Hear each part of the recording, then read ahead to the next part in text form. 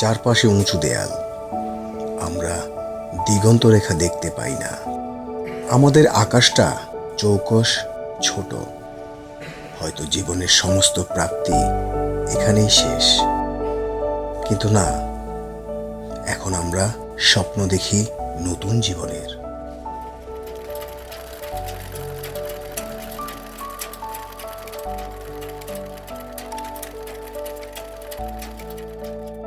চার দেয়ালের মাঝে স্বাবলম্বী হওয়ার গল্প বুনি আমরা। আমরা কাপড় বানাই, বেতের কাজ করি, কাঠের কাজ, অসংখ্য হস্তশিল্প তৈরিতে ব্যস্ত আমরা। আমরা চার দেয়ালের ভেতরের পণ্য তৈরির কারিগর, কিন্তু পণ্য বিক্রি হয় চার দেয়ালের বাইরে। এগুলোকে বলা হয় কারাপণ্য, জেলখানার কয়েদিদের তৈরি।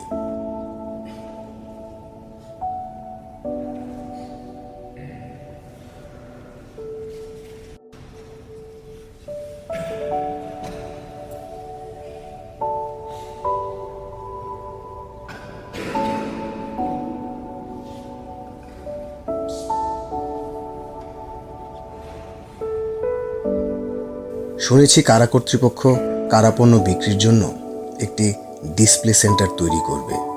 সত্যি গর্বে বুকটা ভরে যায়।